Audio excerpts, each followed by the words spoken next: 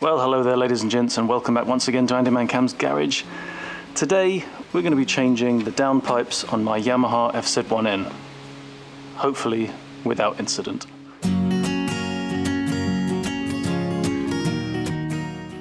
So after I discovered the other day a bit of a crack forming on my downpipes here, I've decided it's probably prudent to change these dual wall downpipes before that crack turns into a hole right through the pipe and I end up with something that sounds like a tractor and that also no longer is road legal. And in order to do that, I have been subjected to the incredible generosity of a subscriber who's very kindly sent me his old downpipes after replacing them with a complete system on his Yamaha FZ1-N. So huge, immense thanks to Northern Ninja Runner.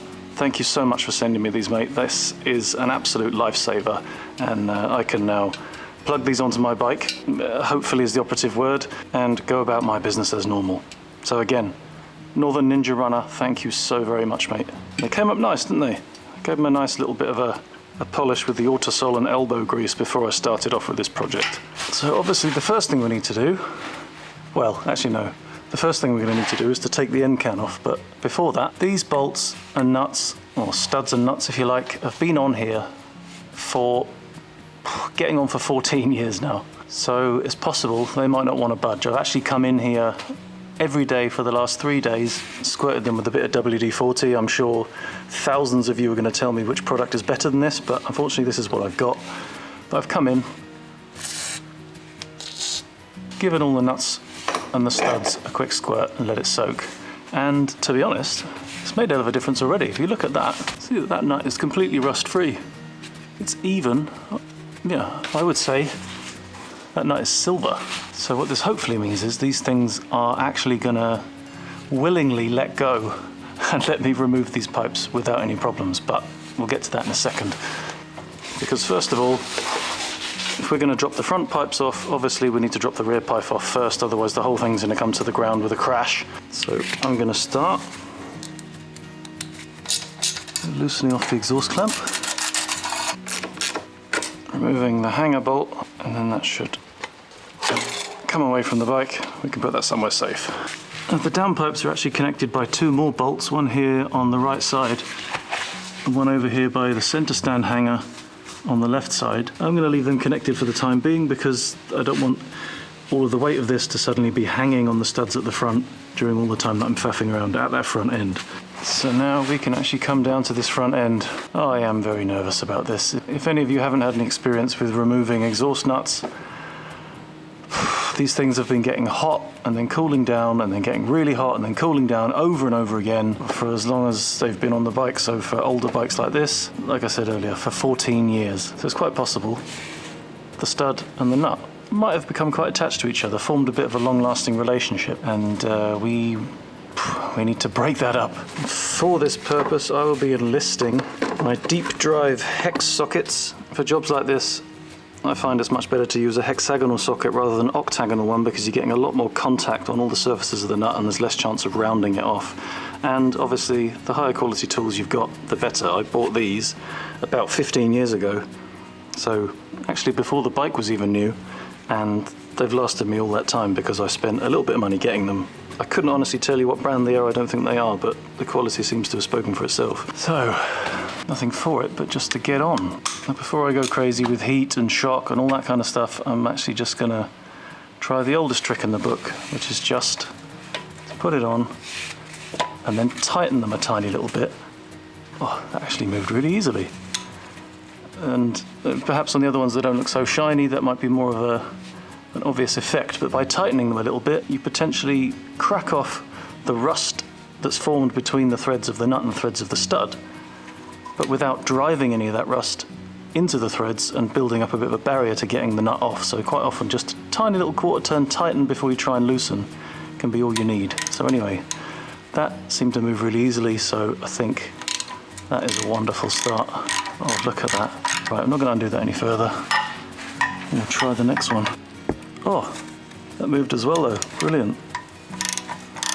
Oh, that's a wonderful start, but starts like that always make me a bit nervous. It seemed too good to be true, can't it? Anyway. That's the first 2 nuts off. 25% done. Hashtag winning. Repeating the same procedure on the next one. Oh, I think 3 days of WD-40 really have done the trick. For this one, the radiator mount is fully in the way. It seems that there's no easy way to remove it, so I'm just going to have to use a smaller socket, despite what I just said about the six-sided. But at least that does mean that I can get in there with an extension. So, tighten first. Oh, that's wonderful. Oh, this is filling me with joy. There we go. Another 2 nuts, 50% of the way. On a roll. Right, let's go for nut number 6. Tiny turn to tighten. There's a little bit of a crack there, so it's a bit more resistant, but yeah, that is loose. Nut number 7. Oh, yes, movement.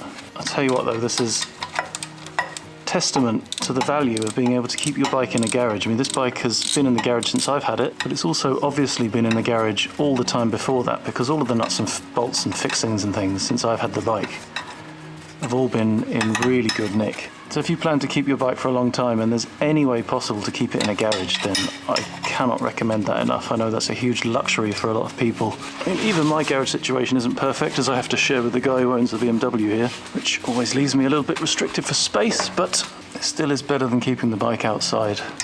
Plus, because I have to share, I save a bit of money. Right. Oh, that's moved as well. My word, this is going far better than expected. When I took the pipes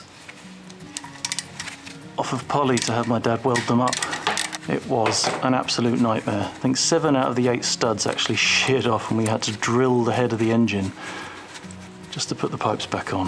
Well, there we go. That's all 8 nuts off. That was an absolute dream. I was having nightmares and cold sweats about that in bed last night. That has gone exceptionally well. So now we need to get into this hole here, where normally the center stand would be mounted onto this bracket, but there's actually a bolt hidden away in the depths there. Right, well that's loose, but I can't get it out, so we just leave it in there for now. So I'll pop around here to the last one of the ensemble while I've got the 12 in my hand. That's that cracked off. So you can see the pipe is now loose, but there's one more thing we need to do, which to be honest probably would have been clever before we'd undone these 2 bolts. So if you're doing this as you're watching the video, sorry, you need to rewind a bit. It's still relatively solid, but we need to undo the O2 sensor. Alternatively, I could actually just loosen that off and then get a bit more access and leverage to this. There we go, that's a bit better. So we go, that's that out. And tuck that up out of the way so it doesn't get damaged or covered in crap. And there we go, there's the old pipes off. It's a shame that, because they're in really good nick. Put them to the side, they'll probably be finding themselves a home for someone that actually wants to repair them. Now before I go any further, I'm going to do 2 things. The first one of those is to fish out these gaskets in here, because we need to replace those. So these are crushed gaskets and they've already been crushed, so ideally we should put new ones in. There we go, there's them out.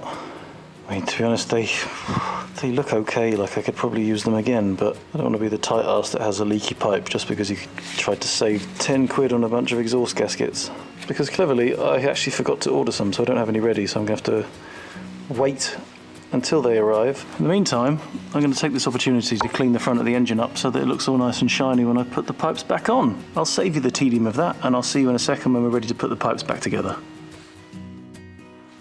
So there we go, the front of the engine is now nice and shiny and clean. We've got 4 sparkly new gaskets, so we can get on with our business. Yeah, alright. You thought I wasn't going to do it, didn't you? I think we really ought to hear how this sounds with no pipes on. I think this is going to be astonishingly loud.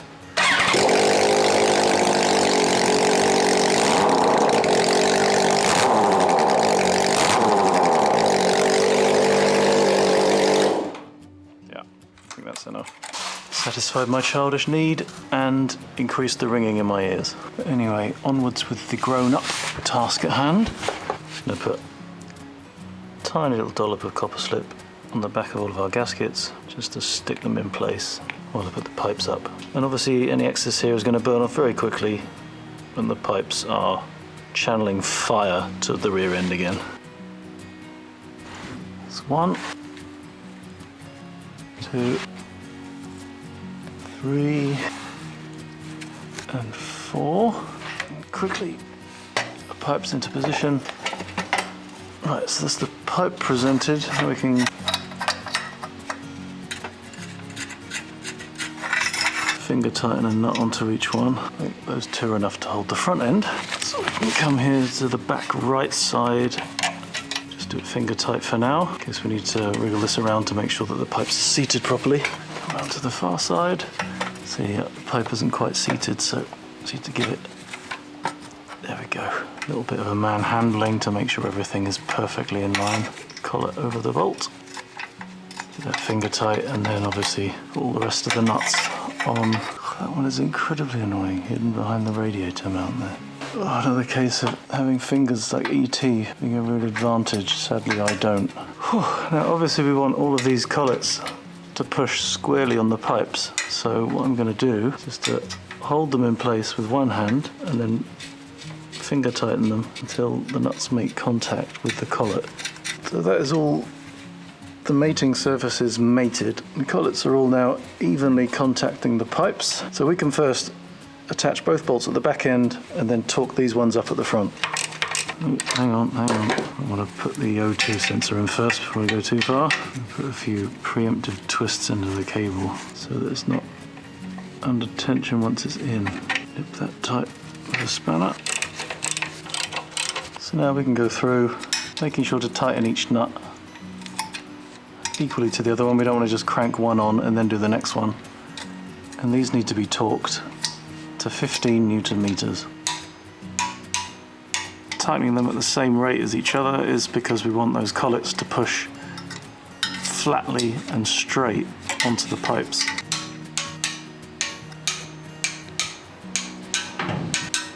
And then for the absolute last step, we just need to slip on the silencer, tighten on the clamp, tighten on the mounting bolt, and the job is a good one. Yeah, so there we go. That is a fine, new to me set of downpipes fitted onto the Yamaha FZ1-N. There's only one test left to do, and that's just to make sure we haven't got any leaks. So we'll give it another blast.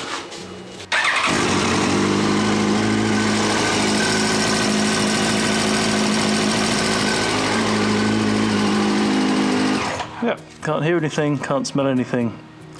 Looks like the job is a good one. So there we go. That is the new downpipes, well, new to me, fitted to my Yamaha FZ1-N. Huge thanks once again to Northern Ninja Runner. You have been an absolute lifesaver, mate. Thank you so much for sending me these pipes. Your generosity knows no bounds, and my gratitude knows yet less bounds, if that's possible. In any case, thank you so very much for watching. I hope this has been of some use to you. I'm very sorry for you that these nuts and bolts came undone without any protest, really. Obviously that would have made for a much more entertaining and a much more swear-filled video, but for me, this was an absolute dream and I'm glad it went the way it did. If you did enjoy this video, give it a thumbs up. If you didn't, give it a thumbs down. Either way, if you've got something you want to tell me, drop me a comment down below and I'll try and get back to you. Get yourself subscribed to the channel if you're not, to see more videos like this as they come out, and I will see you hopefully back out on the road very soon. Ta-ra.